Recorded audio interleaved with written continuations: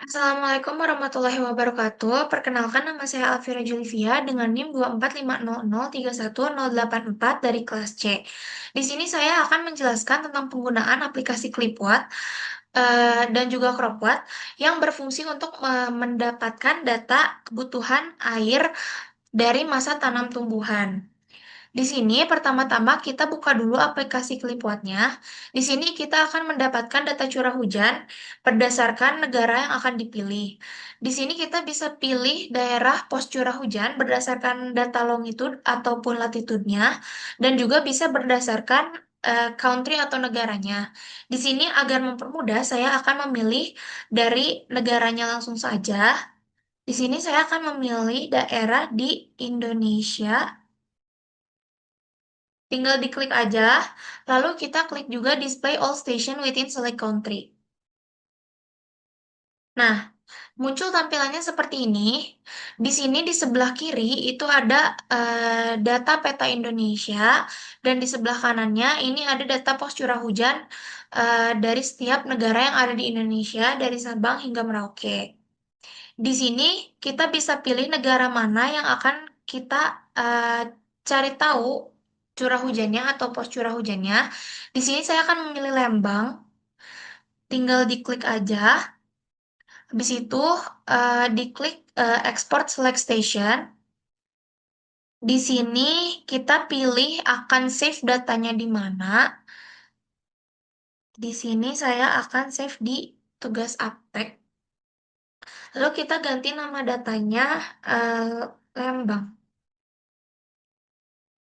Setelah ini, kita export PAN and CLI files.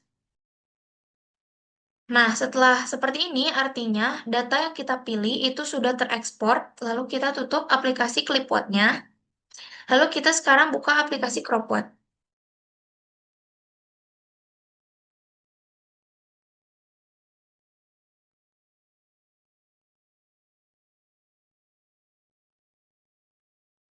Setelah kita membuka aplikasi CropWatt, di sini kita buka settingnya, lalu kita ke option. Di sini data settingnya bisa berdasarkan Etopenman climatic data ataupun calculated from temperature data. Di sini kita pilih Etopenman calculated from climatic data. Lalu temperaturnya kita bisa pilih minimum atau maksimum ataupun rata-ratanya. Kita pilih minimum dan maksimumnya. Lalu di sini ada kelembapan. Kelembapan kita pilih berdasarkan persen. Lalu wind speed kecepatan angin kita pilih berdasarkan kilometer per days. Lalu matahari di sini kita berdasarkan jam. Terus di sini untuk satuannya bisa milimeter per hari ataupun per period. Kita di sini pilih berdasarkan milimeter per hari. Lalu kita lanjut ke rainfall-nya. Di sini kita pilih yang fixed percentage.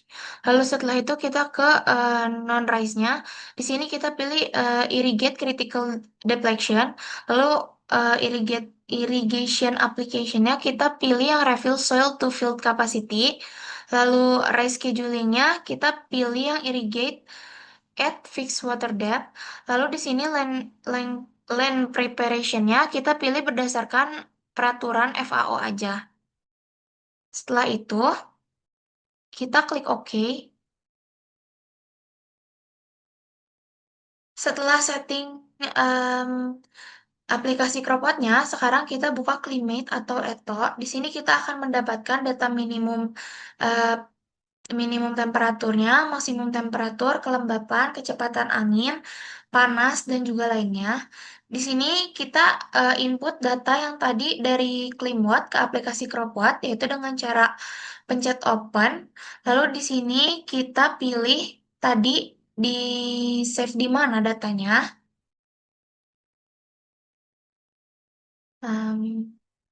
Open.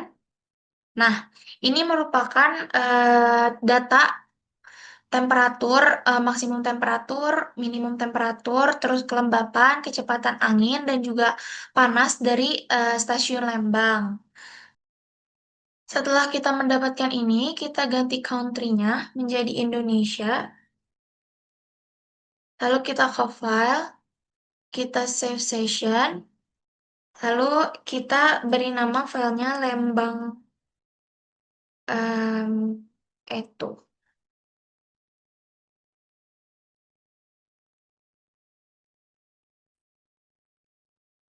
Setelah itu kita ke range.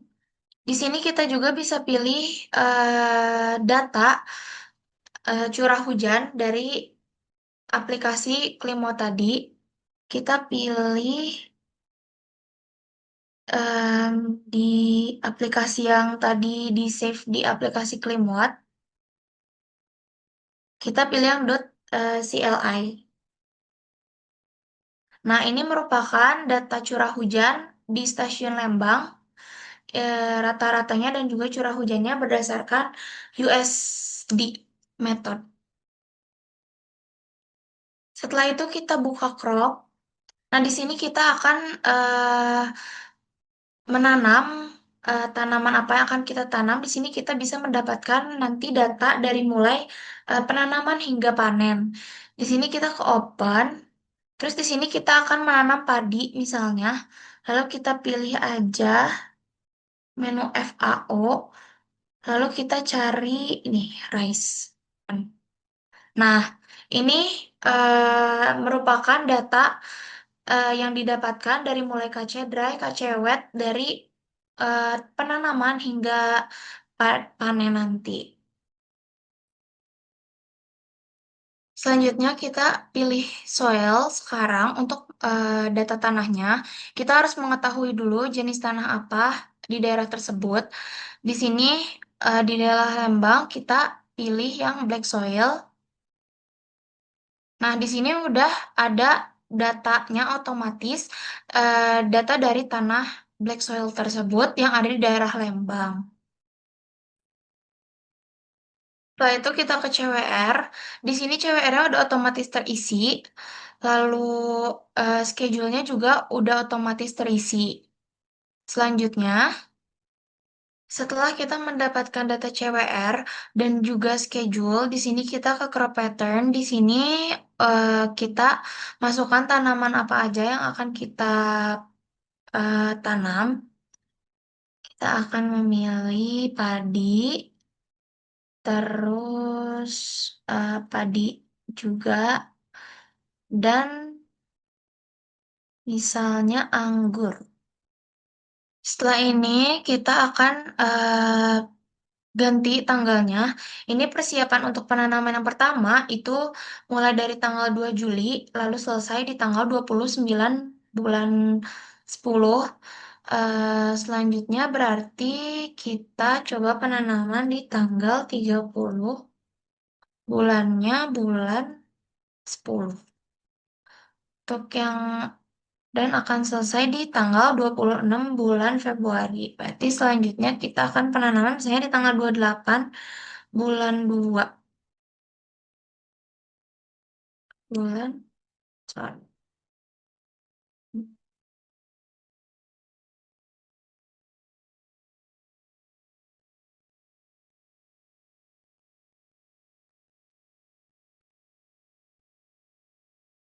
Lalu penanaman akan selesai di tanggal 27 bulan 2. Ini untuk areanya misalnya 35% untuk padi, 35% lagi untuk padi, dan 30% untuk anggur. Setelah mendapatkan data ini dan juga save data ini, sekarang ke sini. Di sini merupakan data dari kebutuhan air yang dibutuhkan dari setiap bulannya. Lalu setelah itu kita juga bisa melihat grafik dari CWR-nya. Nah, di sini itu merupakan kebutuhan air yang dibutuhkan. Di sini bisa terlihat di bulan kedua itu kebutuhan airnya sangat tinggi. Lalu selanjutnya ini untuk jadwal irigasi pengairannya. eh, Bisa dilihat dari grafik ini. Jadi sudah didapatkan jadwal untuk irigasi dan juga kebutuhan air saat penanaman tumbuhan. Setelah mendapatkan data ini, kita bisa save. Misalnya kita save di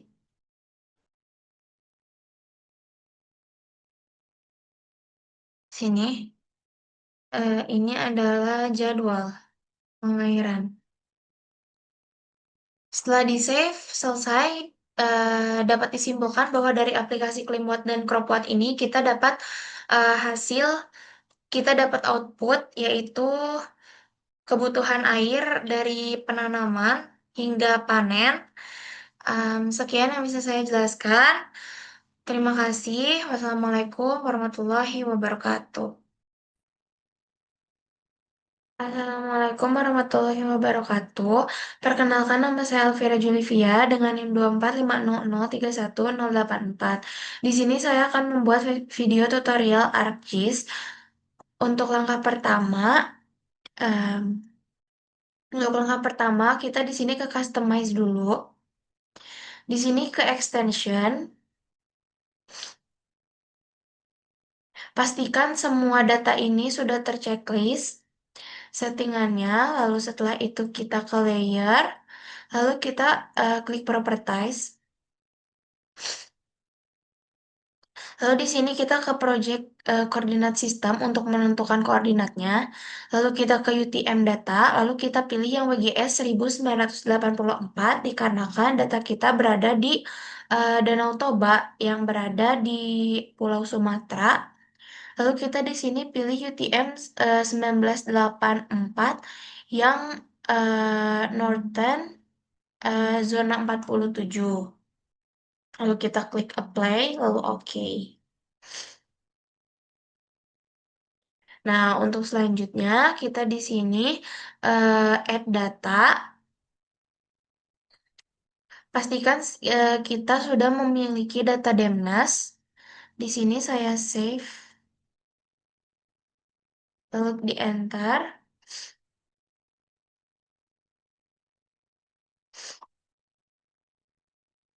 Baik, di sini datanya sudah muncul, tapi di sini datanya masih berupa potongan-potongan. Lalu kita akan satukan dengan cara, sebentar, ini kita em, ini dulu biar gampang nanti selectnya. Lalu setelah itu kita akan menyatukan gambar ini, gambar-gambar Demnas ini. Kita klik mosaic to new raster. Mosaic to new raster ini berfungsi untuk menyatukan data-data Demnas yang terpisah ini. Lalu kita klik aja yang atas, Data Manager. Lalu kita input semua datanya. Setelah itu output location-nya kita pilih. Di sini saya sudah bikin folder gist data, lalu kita add aja di sini.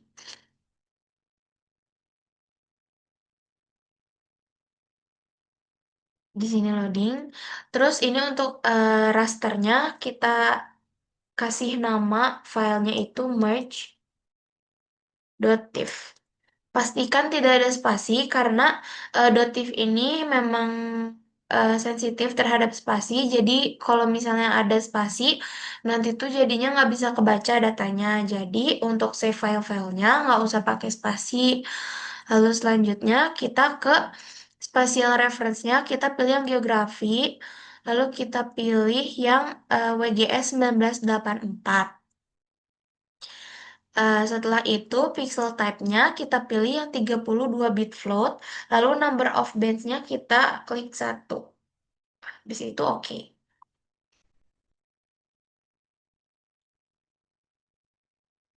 Loading ya.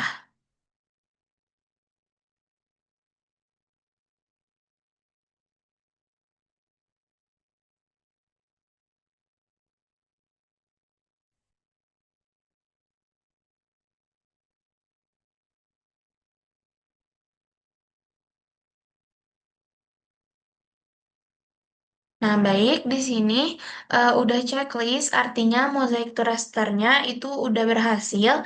Lalu kita matiin aja data demnasnya. Akan hilang seperti ini, lalu kita klik kanan, lalu kita zoom to layer. Nah, data mozaik yang tadi dari Demnas yang terpisah itu sudah menyatu. Lalu untuk cek apakah lokasinya sudah sesuai, itu kita klik kanan lalu ke properties. Di sini ada source. Lalu di sini kita bisa lihat koordinatnya sudah GCS WGS 19 84. Baik, setelah seperti ini, kita sekarang akan memasukkan data UTM dengan cara search project raster, project raster, sorry. Di sini klik yang paling atas, lalu kita input datanya itu merge.tif. Lalu di sini kita akan save di folder gist data. Di sini kita kasih nama project.tif. Jangan dispasi juga. Lalu setelah itu koordinat sistemnya kita pilih yang project koordinat sistem. Lalu kita pilih UTM. Kita pilih WGS 1984 yang Northern. Lalu kita pilih lagi di sini WGS UTM 47 zone. Nah, setelah seperti ini kita klik OK.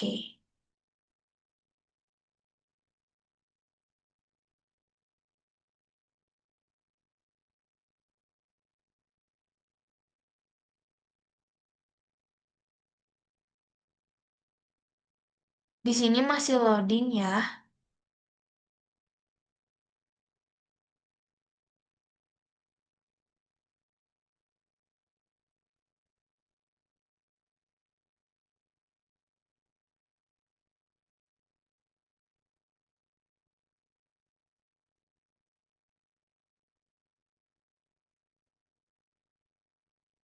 Nah, kalau sudah seperti ini, artinya sudah berhasil. Lalu kita cek lagi ke propertiesnya. Di sini kita cek lagi koordinatnya apakah sudah sesuai. Dan di sini sudah sesuai WGS 1984 UTM Zone 47 Northern. Lalu di sini kita add base mapnya untuk mengecek apakah data yang kita masukkan itu sudah sesuai di berada di Pulau Sumatera atau belum. Ini kita klik yang imagery lalu di add. Di sini biasanya agak ngebug karena lumayan berat.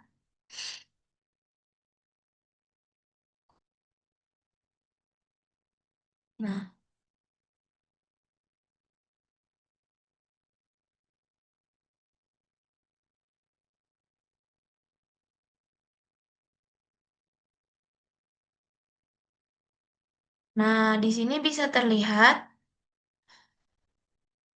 di zoom out. Baik, untuk langkah selanjutnya kita akan memasukkan data dari peta situasinya. Nah, di sini kita klik dua kali, lalu kita pencet yang annotation dan polyline-nya. Lalu kita add. Nah, di sini sudah muncul, nih di bawah sini. Ini adalah peta data situasinya. Berarti data peta situasinya sudah betul berada di dalam mozaik yang telah ada. Lalu langkah selanjutnya, kalau sudah seperti ini, di sini ada merah-merah ini dan hijau-hijau ini, artinya peta situasinya sudah masuk ke dalam data kita. Lalu untuk selanjutnya, biar nggak terlalu berat, di sini kita akan resample untuk menurunkan resolusinya. Kita masukin data project.tif yang tadi. Lalu kita save dengan raster.tif. Lalu di sini eh, kita akan masukkan angka 30 untuk koordinat X dan juga Y. Lalu kita oke.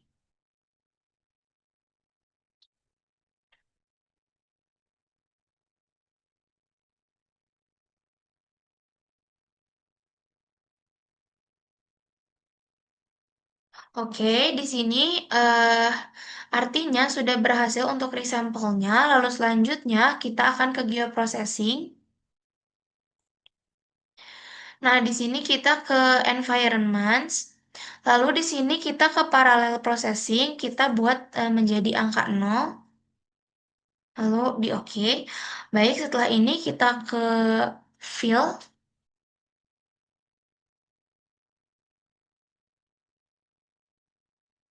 Nah, kita pilih yang field spatial analysis. Lalu setelah itu kita input data yang raster tadi. Lalu kita kasih nama field.div. Setelah itu di save.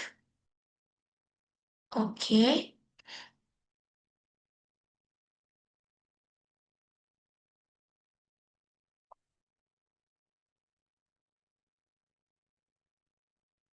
Nah, setelah ini kita akan mencari arah alirannya, yaitu kita akan ke flow direction.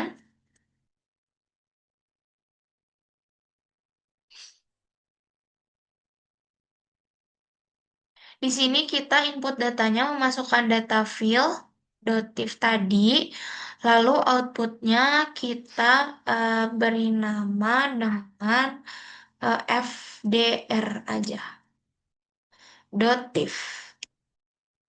Flow direction.div, lalu setelah itu di save, lalu kita klik OK.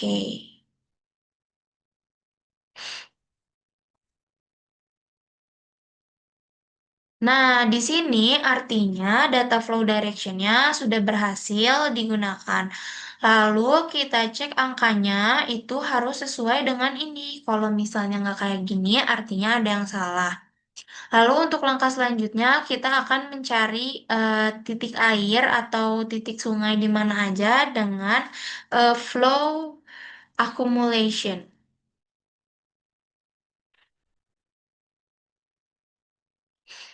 Nah, kita pilih yang ini. Input datanya, kita memasukkan input data dari flow direction. Lalu setelah itu outputnya kita beri nama dengan FACC atau flow accumulation.div. Untuk menginput data flow accumulation itu lumayan lama karena lumayan berat, jadi harus menunggu dulu.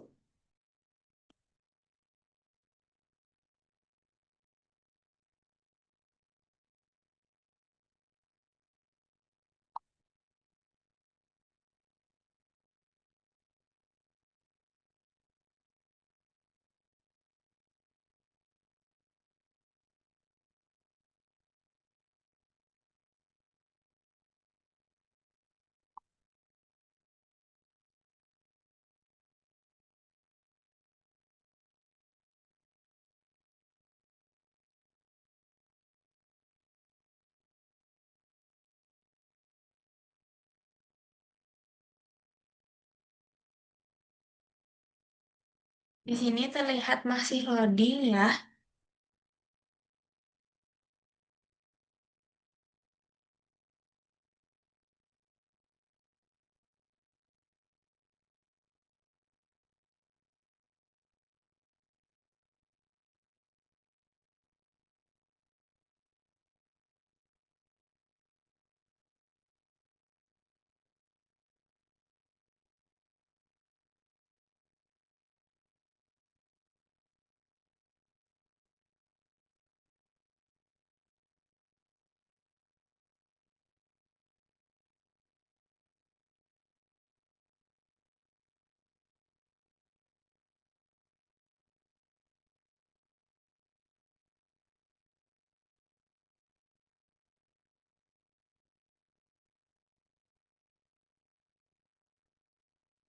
Baik, setelah seperti ini, artinya data flow accumulation-nya sudah berhasil.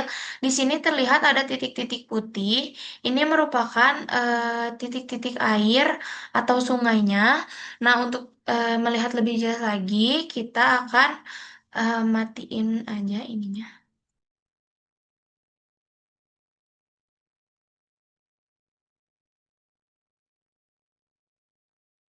Nah, di sini kita ganti warnanya dengan cara diklik 2 kali. Lalu kita ke simbologi, lalu kita ke classify. Nah, di sini kita pilih untuk warnanya, klasisnya 2 aja, lalu classify-nya kita eh, turunin sampai mendekati 0, tapi jangan sampai 0. Segini cukup, lalu kita klik OK. Untuk yang atas, kita pilih no color dan yang bawah kita pilih warna biru karena biar kelihatan air. Kita apply lalu di OK. Nah, di sini terlihat ada titik-titik dari aliran airnya.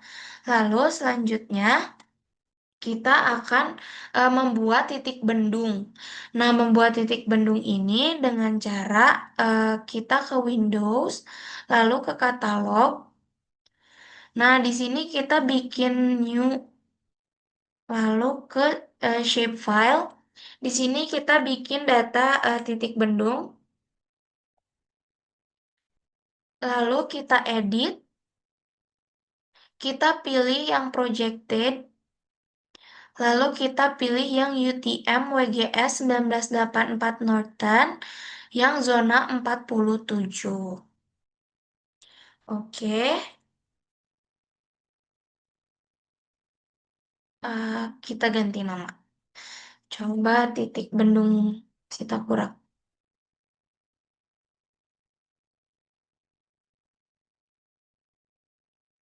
Baik, di sini sudah ada data titik bendungnya. Langkah selanjutnya, kita ke editor untuk membuat titik bendung, lalu start editing.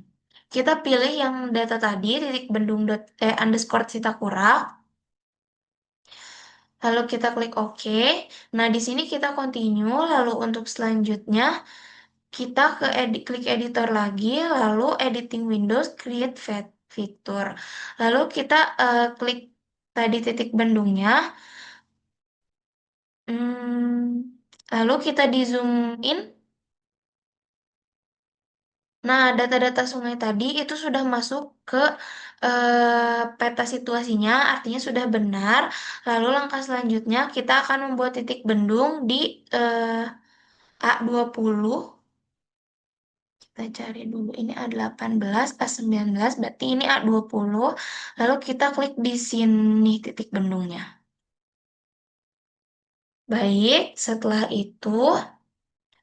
kita membuat titik bendung, langkah selanjutnya yaitu kita ke Snapboard.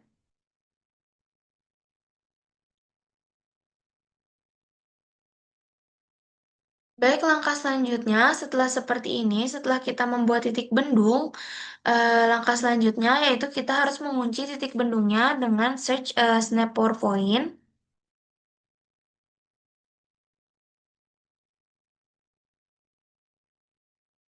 Snapboard Point. Nah, di sini kita input data dari si titik bendungnya. Lalu kita input juga data em, flow akumulasinya. Lalu kita kasih nama di sini snap.diff. Oke.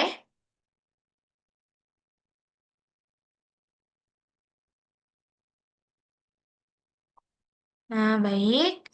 Di sini kita sudah ada tanda seperti ini, artinya snapnya itu sudah berhasil. Lalu selanjutnya,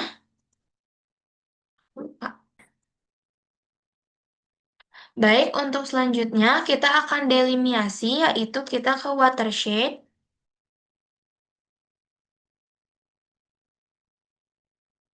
Kita pilih yang atas.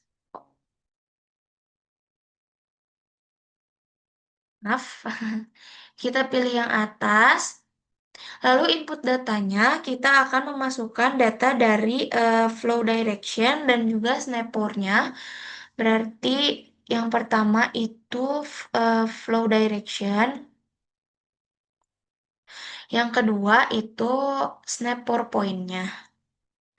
Setelah ini kita beri nama data das bendung Sitakurak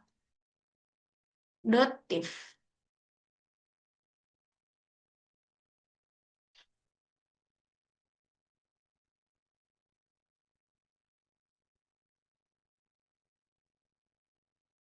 Nah, di sini terlihat sudah muncul data dari das atau daerah aliran sungainya.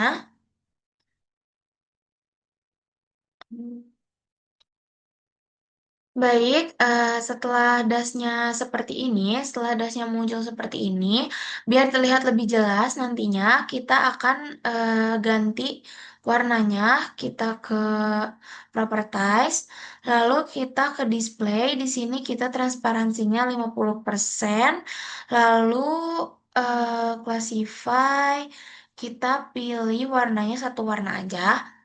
Lalu kita pilih di sini warnanya warna biru. Lalu kita, oke. Nah, di sini untuk dasnya itu udah terganti warnanya. Lalu langkah selanjutnya,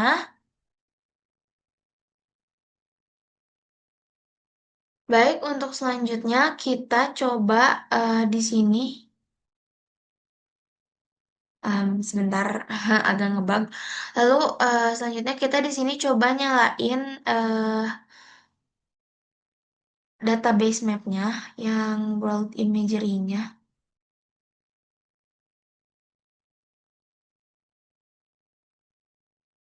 Nah, di sini adalah dasnya. Lalu selanjutnya,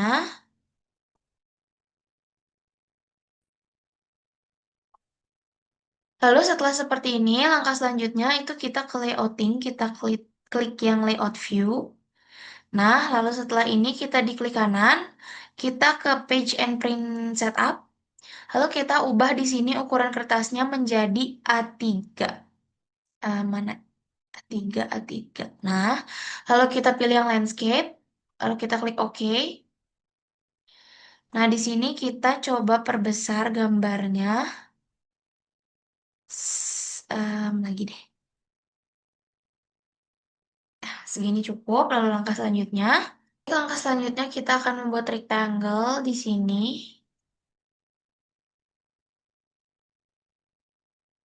Nah, lalu kita ke properties. Nah, di sini kita fill colornya no color. Terus outline colornya kita pilih warna hitam.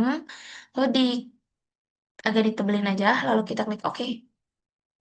Setelah itu kita bikin rectangle lagi.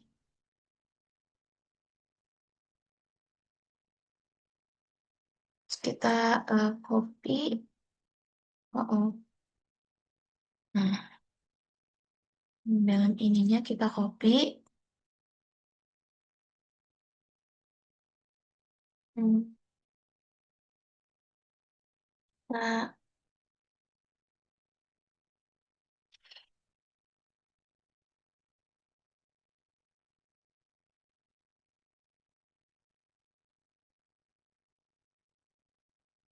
lepasin aja.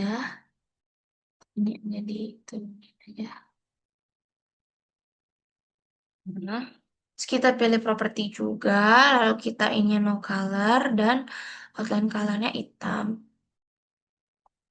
Oke,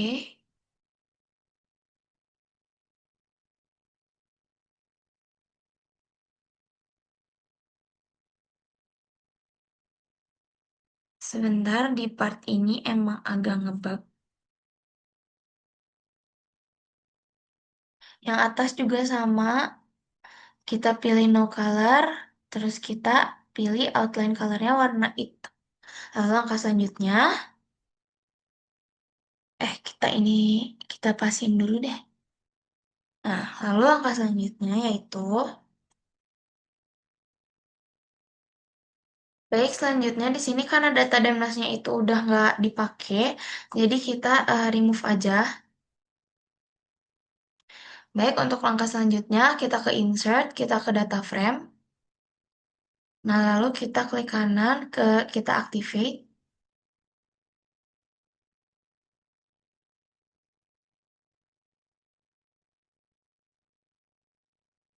Nah, lalu selanjutnya kita ke add base map. Lalu kita di sini klik yang imagery.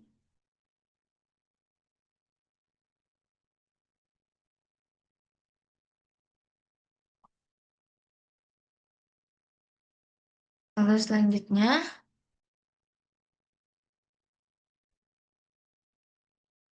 baik, karena di sini outputnya sudah keluar juga yang das ini. Eh, terus karena kayaknya laptop saya nggak kuat untuk lanjutinnya, ini juga udah ngebug banget. Jadi saya akhiri videonya sampai sini. Untuk layoutingnya saya nggak bikin karena laptop saya ngebug. Terima kasih, mohon maaf banyak kekurangan. Wassalamualaikum warahmatullahi wabarakatuh. Assalamualaikum warahmatullahi wabarakatuh. Perkenalkan nama saya Elvira Julivia dengan NIM 2450303184.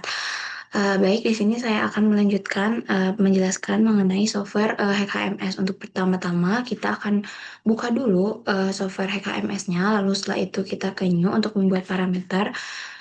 Untuk membuat project baru di sini kita akan namain dengan Dasita Kurang. Lalu di sini kita pilih akan save di file yang mana. Di folder mana. Nah, di sini saya akan membuat folder baru aja, namanya HMS2. Oke, setelah itu di-select aja.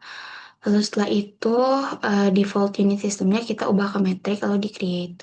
Lalu selanjutnya kita ke komponen, create komponen, basic model. Di sini kita beri nama dengan Dasitakura. Lalu description-nya kita kosongin aja. Lalu selanjutnya kita ke parameters lagi. Sorry, kita ke komponen lagi, ketirin data manager. Di sini kita klik new, lalu di sini kita ubah namanya menjadi dem Sitakura. Lalu kita next, terus selanjutnya di sini kita akan input data yang di sampel. Nah, kita ke uptag di sini. Sys data, kemarin saya beri nama dengan nama raster.tif, habis itu finish. Baik, setelah ini kita ke sini, ini ubah tirai datanya menjadi dem Sitakura. Lalu diklik kanan di sini kita select aja, lalu kita browse. Nah, di sini kita masukkan data yang WGS 1984 UTM zone 47 NPRJ. Ini kita langsung set aja. Kalau belum keluar di sini, kita ubah di sini. Kita ganti dengan 47. Ini tetap Northern. Habis itu di select aja. Baik, ini udah selesai. Lalu setelah itu kita set aja. Lalu langkah selanjutnya yaitu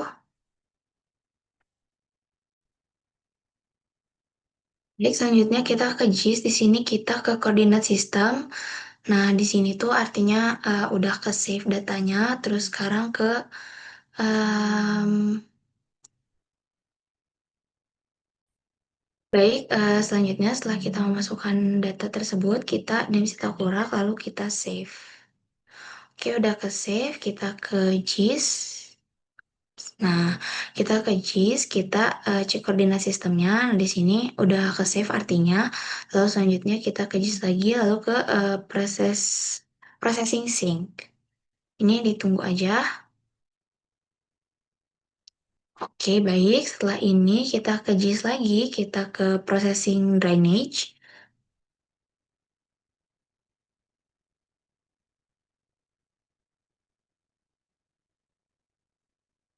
Ditunggu aja, emang agak lama.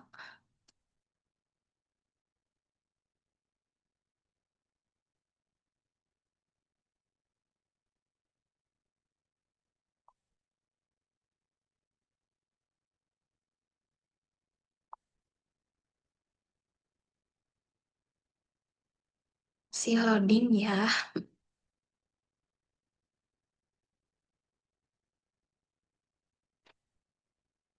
Oke, setelah ini kita ke JIS lagi, kita ke identify streams. Di sini kita ubah menjadi 50. Lalu habis itu kita klik OK. Sekarang kita klik JIS lagi, lalu kita ke Breakpoint Manager. Nah, di sini kita akan mengimport data titik bendung yang kemarin sudah digunakan, yang udah kemarin di save di ArcGIS-nya. Lalu kita open aja, habis itu diimport. Nah, di sini titik bendungnya berada di sini. Lalu selanjutnya kita rename, kita beri nama titik bendung. Oke, sekarang di rename aja. Setelah di rename, udah. Selanjutnya kita ke JIS lagi, lalu kita delineate elemen. Lalu di sini kita klik subasinnya, kita beri nama subasin. Lalu reach-nya kita beri nama reach. Lalu di sini junction, insert junctionnya yes. Habis itu junctionnya diberi nama junction. Dan juga convert breakpoints-nya kita yes. Habis itu kita delineate.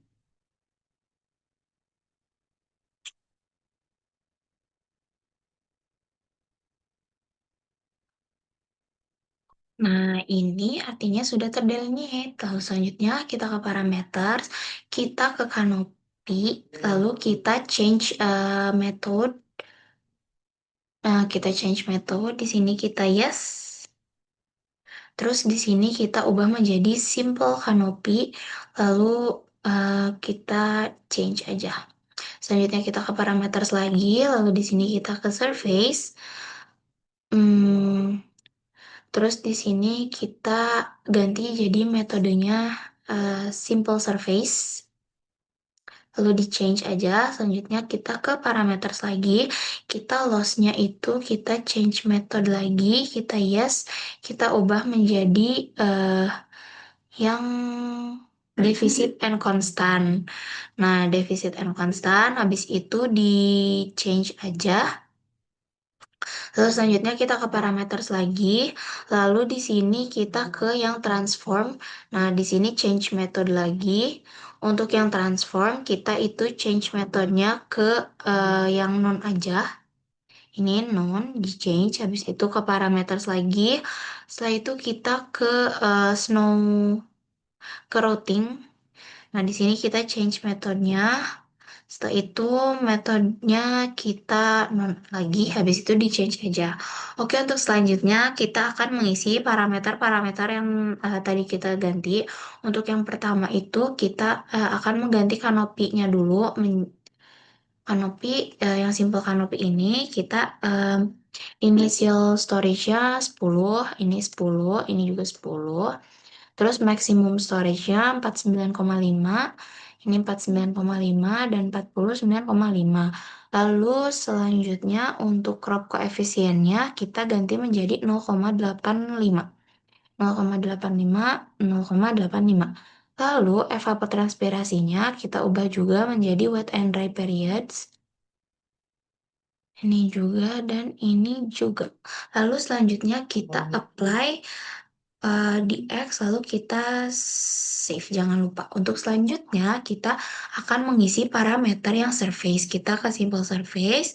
Lalu selanjutnya kita akan mengisi initial storage ini akan menjadi 10, 10, 10. Lalu untuk maksimum storage-nya kita ubah jadi 49,5, 49,5, 49,5. Lalu kita apply di close lalu kita save lagi. Untuk selanjutnya, sekarang kita ke parameter lagi, lalu kita akan mengisi eh, parameter yang loss ini. Kita kan yang defisit and constant. Nah, di sini initial defisitnya kita jadi 10. Ini juga 10, ini juga 10. Lalu selanjutnya maksimum storage-nya 49,5, 49,5, 49,5. Lalu untuk constant rate-nya kita di 38,96, 38,96, 38,96. Lalu untuk selanjutnya kita apply di close lalu di save lagi. Lalu selanjutnya kita akan mengisi eh oh maaf teman-teman ada kesalahan tadi waktu dia loss itu. Nah, in previous-nya kita juga harus isi 2,70, 2,7, 2,70 dan 2,70. Setelah itu kita apply, Lo close, abis itu di save lagi. Oke, setelah itu kita klik yang em, Jadi setelah itu kita ke parameters lagi, lalu setelah itu kita ke transform. Di sini kan, em, sebentar. Setelah itu, selanjutnya kita ke components, lalu kita ke,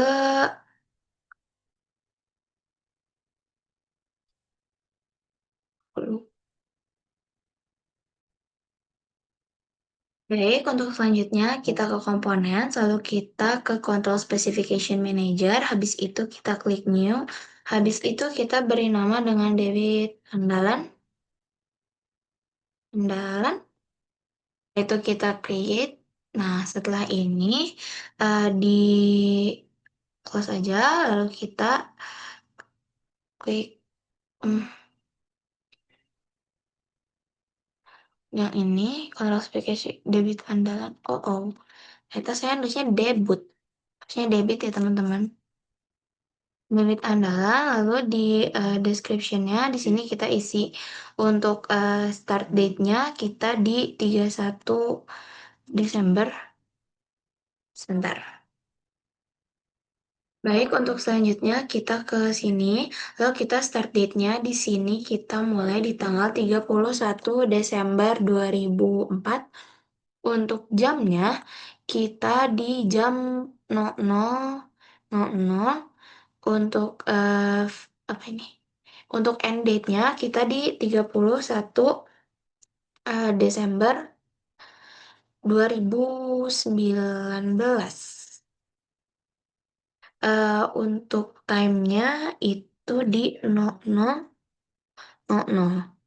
Lalu selanjutnya kita save aja.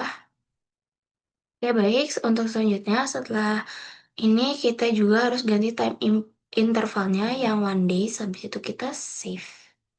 Oke, setelah ini kita ke klik component lagi. Kita habis itu kita klik yang time series. Di sini kita akan membuat time series.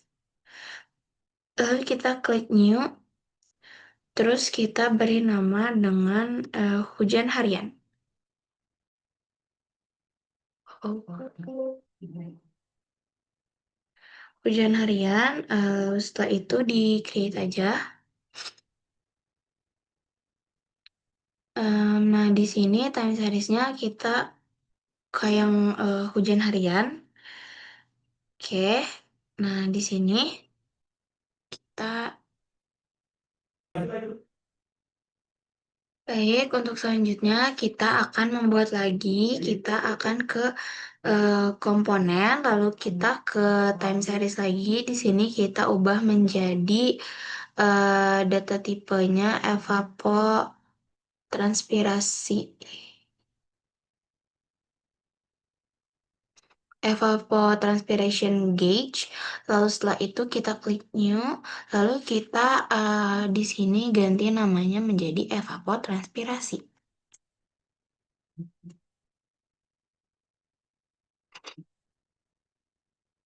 Setelah itu di create aja. Lalu setelah itu kita ke klik yang hujan hariannya. Kita klik yang hujan hariannya. Di sini kita, nah di sini kita kasih start date-nya lagi di tanggal 31 Desember 2004, samain sama yang tadi. Lalu time-nya udah 00, lalu selanjutnya end date-nya di 31 Desember lagi 2019. Lalu selanjutnya kita save aja. Lalu untuk selanjutnya kita klik yang table. Nah, di sini kita akan menginput data. Baik, untuk selanjutnya di tabel ini kita akan memasukkan data harian ini yang dari Excel yang ini. Kita copy dulu. sampai bawah.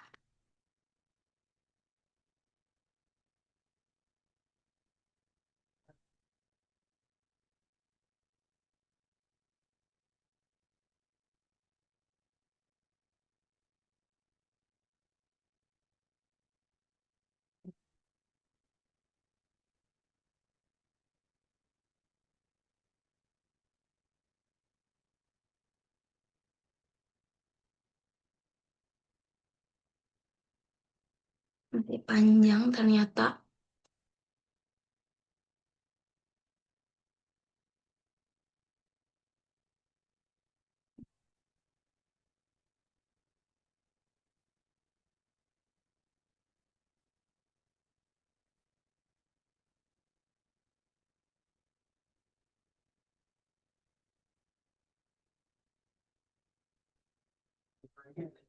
Kita terus di copy aja sampai di data yang terakhir.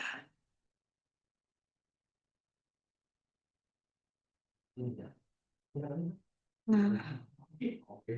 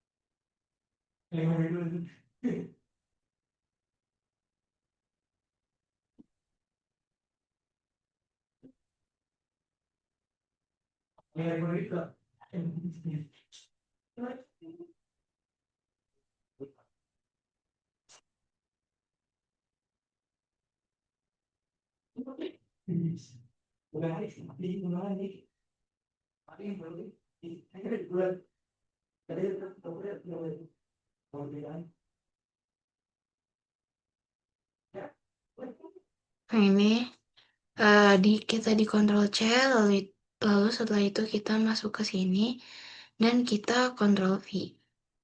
Oke, datanya sudah masuk. Lalu setelah itu, baik. Em, Baik, setelah itu kita akan ke evapotranspirasi. Ini evapotranspirasinya diklik. Lalu di sini untuk eh, komponennya kita input sebentar. Baik, di sini kita akan memasukkan data dari evapotranspirasinya. Nah, di sini start date-nya kita disamain kayak tadi aja di tanggal 31 Desember tahun 2004. Lalu selanjutnya end date-nya di eh, 31 Desember 2019. Baik, setelah itu kita save. Oke, setelah di save kita ke baik, setelah itu kita ke kan tadi kita habis memasukkan data yang eh, time series untuk yang evapotranspirasi. Lalu sekarang kita ke table. Nah, di sini kita memasukkan data evapotranspirasi dari Excel. Nah, di sini kita copy yang ini yang itu. Ini kita copy lagi kayak tadi.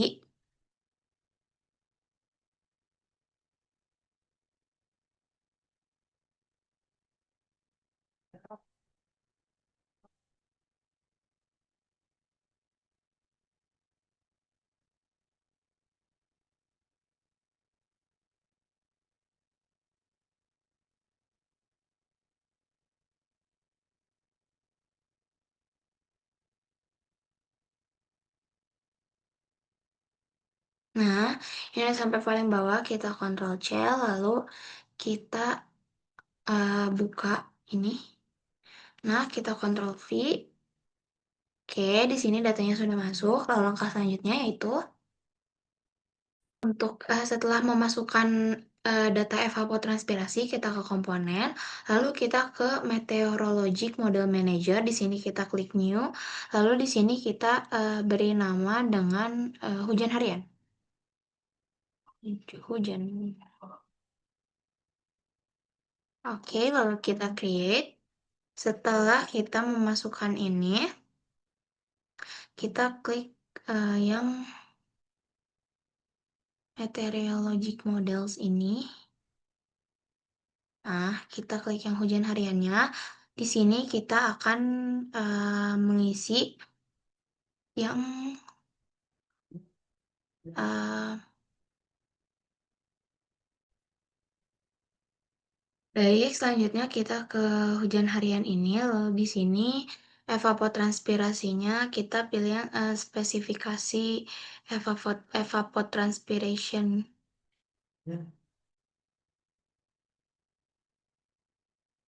Nah, habis itu yes. Lalu setelah itu replace missingnya kita yang set to default. Lalu setelah itu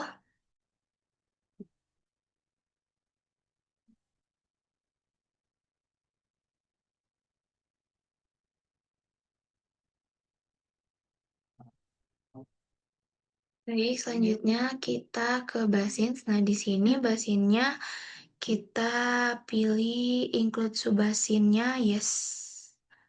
Ya, setelah itu kita ke option. Nah, di option juga kita pilih total override-nya yes. Lalu setelah itu jangan lupa di save. Oke, selanjutnya.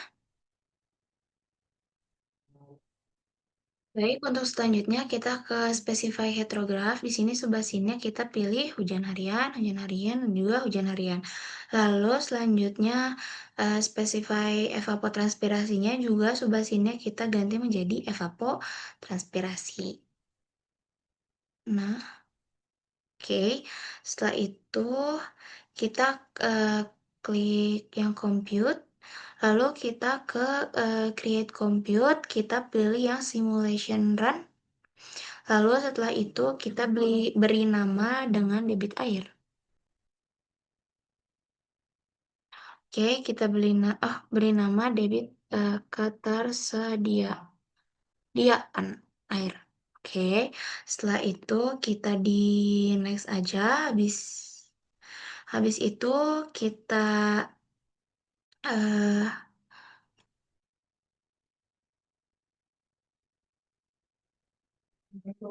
setelah itu kita next, lalu di next lagi, dan finish. Oke, setelah itu langkah selanjutnya adalah Oke, langkah selanjutnya kita ininya ganti jadi run debit ketersediaan air, lalu di klik running. Sebentar. Oke, selanjutnya kita coba di run ya. Oke, ini sudah berhasil run, lalu langkah selanjutnya yaitu Oke, setelah berhasil di run, kita ke sini, lalu create copy, lalu di sini kita ubah namanya Dasita Kurak ini menjadi Snyder. Snyder. Lalu selanjutnya kita di copy dulu. Lalu langkah selanjutnya klik yang Sitakurak yang Snyder tadi. Lalu lalu ke parameters. Lalu setelah itu kita ke canopy. Nah, di kanopinya kita change method lagi. Nah, kita change method. Kita pilih yang non. Oke, selanjutnya kita ke parameter lagi, lalu kita ke surface, lalu di sini change method lagi. Di sini kita pilih yang non juga. Selanjutnya kita ke parameter yang loss. Di parameter yang loss ini kita change method lagi, lalu setelah itu kita pilih metodenya menjadi um, SCS curve number, lalu setelah itu di change aja. Selanjutnya kita ke parameters lagi, lalu kita ke routing. Di sini kita change method. Nah, di sini metodenya menjadi di yes dulu, habis itu diganti menjadi yang length. Lalu kita change. Oke, setelah ini kita ke parameter lagi. Habis itu ke loss. Nah, di sini kita kan pakai yang SCS curve number, lalu setelah itu kita masukin data. Nah, di sini untuk inisialnya kita datanya 9, 9, 9, 9, 9, 9, lalu selanjutnya 84,95, 84,95, 84,95. Lalu selanjutnya di sini 2,70, ini juga 2,70, yang bawah juga 2,70. Lalu setelah itu kita apply, lalu di close. Oke, setelah itu kita ke langkah selanjutnya. Baik, setelah itu kita ke parameter lagi, kita ke transform, lalu di sini kita change method, lalu di sini kita klik yes, lalu di sini kita pilih yang uh, Snyder. Snyder, sebentar, setelah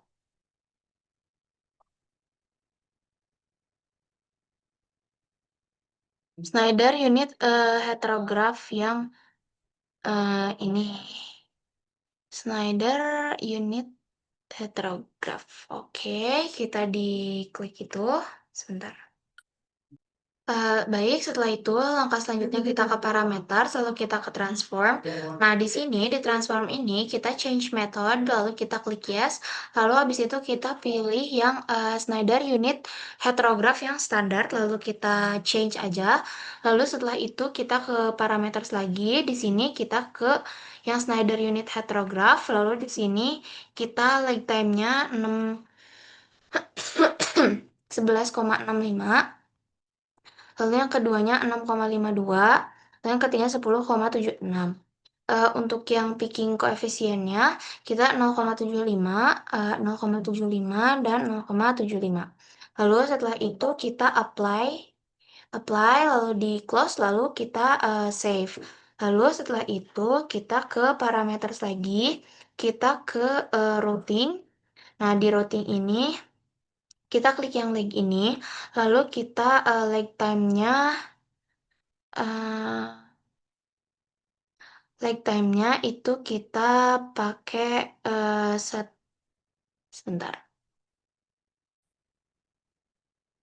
Baik, untuk langkah selanjutnya kita lag time yang min-nya itu kita isi dengan 131,44. Lalu selanjutnya kita apply, lalu di close, lalu setelah itu kita hmm, sebentar. Baik, selanjutnya kita ke komponen lagi, lalu kita bikin control specification manager lagi. Lalu di sini kita beri nama dengan debit banjir. Oke, debit banjir lalu di create. Setelah itu eh, kita di sini klik nanti debit banjirnya. Nah, setelah diklik debit banjirnya, di sini start date-nya kita mulai 1 Januari 1 Januari 2005. Untuk time-nya itu kita di 00:00. Lalu untuk end date-nya kita di 3 Januari 3 Januari 2005. Lalu selanjutnya kita ini time-nya juga di 00:00. Lalu setelah itu kita time intervalnya kita di 1 day. 1 hour. 1 hour. Lalu setelah itu kita klik setelah itu selanjutnya baik setelah mengisi ini lalu kita save dulu, lalu setelah itu kita ke komponen lagi, lalu kita ke control specification manager lagi. Nah, di sini kita ganti namanya dengan hmm, PSA eh, PSA 007 6 jam.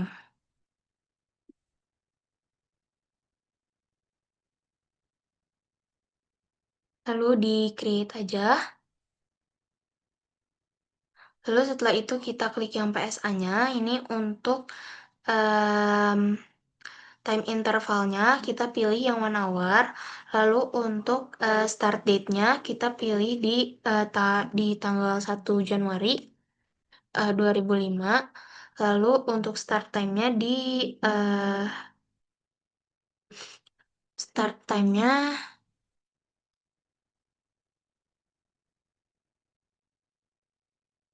baik, setelah itu kita ke komponen lagi, lalu kita ke eh, time series lagi, lalu di sini kita ubah namanya menjadi eh, PSA PSA 007 PSA 007 6 jam. Lalu setelah itu kita create. Nah, di sini kita diklik ininya. Lalu setelah itu kita pilih time intervalnya itu 1 hour. Lalu untuk hmm, nah, selanjutnya oke, di sini kita klik lalu ganti time intervalnya menjadi 1 hour. Lalu selanjutnya yang ini kita ubah start date-nya itu di 1 Januari 2005. Lalu start time-nya di 00.00. Lalu end date-nya di 1 Januari 2005 juga.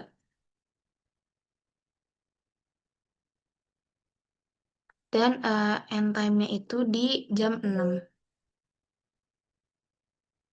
Oke, setelah itu selanjutnya. Baik, setelah itu kita akan memasukkan data curah hujan yang 6 jam ini. Kita di copy lalu dimasukkan ke sini. Oke, sebentar. Baik, karena di sini masih ada satu data yang kurang, maka dari itu kita copy aja dari yang atas ini. Kita masukin sini. Oke, lalu setelah itu langkah selanjutnya yaitu baik, setelah itu di save dulu aja untuk datanya. Lalu untuk selanjutnya kita ke components, lalu kita ke meteorologic model manager. Lalu di sini kita klik new, terus kita di sini kasih nama hujan 2 tahun. Hmm. Ya, habis itu di create aja. Setelah di create, kita klik yang eh, kita cari dulu datanya. Nah, kita klik ini kan yang hujan 2 tahun. Nah, lalu kita klik basins. Nah, di sini basinsnya kita klik yang yes. Yes, lalu setelah itu kita klik yang hujan 2 tahun ini, lalu kita ke replace missing-nya, kita set to default, lalu selanjutnya kita ke basins. Di sini kita klik yes untuk dua-duanya. Lalu setelah klik yes, kita klik save. Lalu setelah itu di hujan 2 tahun ini ada spesifik spesifik heterografnya. Lalu di sini eh kita ke bentar.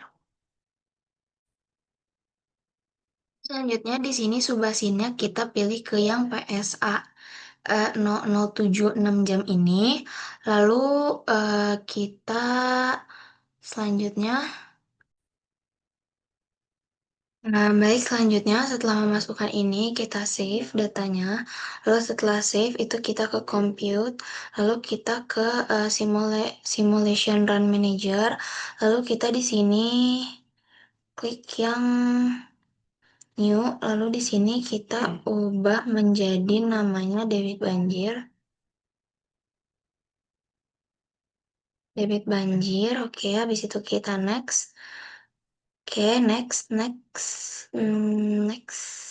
Oke, setelah itu di finish. Nah, setelah itu kita ke non ini kita ubah menjadi debit banjir lalu di run. Oke, nah runnya sudah berhasil. Lalu langkah selanjutnya kita ke baik. Setelah coba di run, di sini runnya sudah berhasil. Sekian video tutorial hack HMS dari saya. Mohon maaf banyak kekurangannya. Wassalamualaikum warahmatullahi wabarakatuh.